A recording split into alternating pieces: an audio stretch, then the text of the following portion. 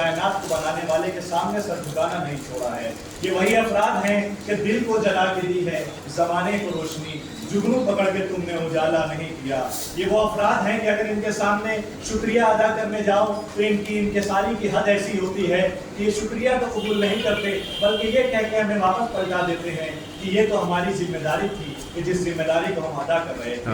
یہی وہ افراد ہیں کہ جن افراد کے لیے شاید بن تیمیہ نے کہا تھا کہ مت سہل ہمیں جانو، پھرتا ہے پلک بس تب خاک کے پردے سے انسان نکلتا ہے۔ لفظ بدل کے کہوں کہ آدمی پیدا ہوتا ہے، ماں کی گود سے پرورش پاتا ہے، مگر ماں کی گود میں بھی آدمی رہتا ہے۔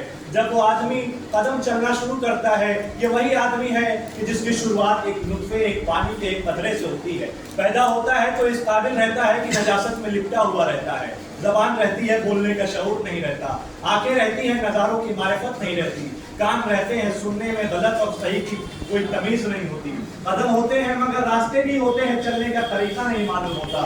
مگر یہی انسان جب ماں کی آغوش سے قدم باہر نکالتا ہے تو اسے رہبری کے لیے اور اسے صحیح راستے کی ہدایت کے لیے جن افراد کی ضرورت ہوتی ہے وہ یہی اساتذہ کرام ہیں۔ یہ چاہتے تو آج کسی سیاستدان کے پہلو میں بیٹھ کر بڑے بڑے عہدوں پر فائز ہو جاتے، مگر انہوں نے معاشرے کو بنیادی طور سے مضبوط کرنے کا کام کیا ہے۔ انہوں نے چاہا کہ ہم سیاست میں نہیں جائیں گے، مگر ہاں اپنی طرف سے سیاست میں ایسے چہروں کو بھیجیں گے کہ جو چہرے معاشرے کی قسمت کو بدلنے کا کام کریں گے۔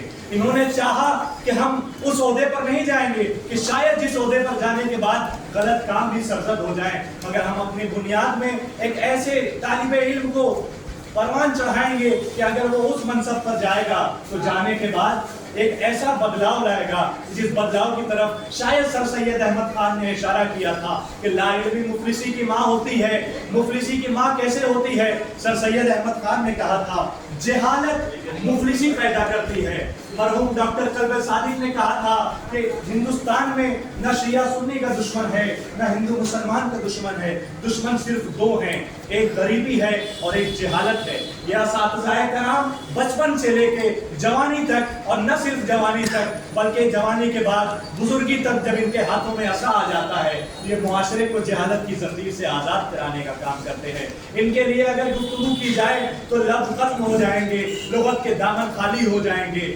لغت کی جیب میں ایک حرف نہیں بچے گا۔ بس یہ کہیں کہ پروردگار نے جب پہلی آیت نازل کی تو اقرا کے ذریعے اشارہ کیا اور کہا اقرا پڑھو، آگے سلسلہ بڑھا تو پڑھیں کیسے؟ تو شاید انہی اساتذہ کرام کی دہلیز تک پہنچا دیا کہ یہ تمہیں اقرا کی تفسیر تک پہنچائیں گے۔ بس لفظوں کو سمیٹ رہا ہوں اور ان دو اشعار کے ذریعے، ان دو مصروں کے ذریعے اپنی بات کو ختم کر رہا ہوں۔ تو رکے تو چاند چلے تو ہواؤں جیسا ہے، رکے تو چاند چلے تو ہواؤں جیسا ہے، یہ شخص دھوپ میں دیکھو تو چھاؤں جیسا ہے۔ بہت بہت شکریہ۔ اور اپنی کچھ لا علمی یا کم علمی کا احساس بھی ہو رہا ہے جب میں اپنے ایک اسٹوڈنٹ کو ایک اچھی تقریر کرتے ہوئے سنتا ہوں۔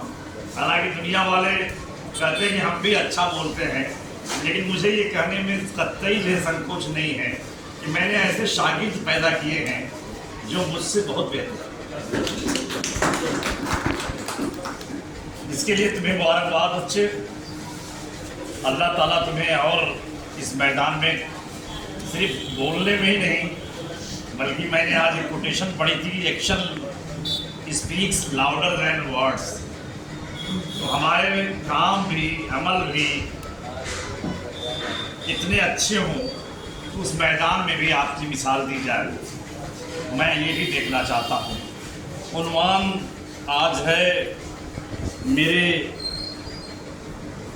ریٹائرڈ سنسکرت کے لیکچرر حاجی صلاح الدین احمد صاحب کے دو صاحبزادوں کو ایک ساتھ نوکری ملی۔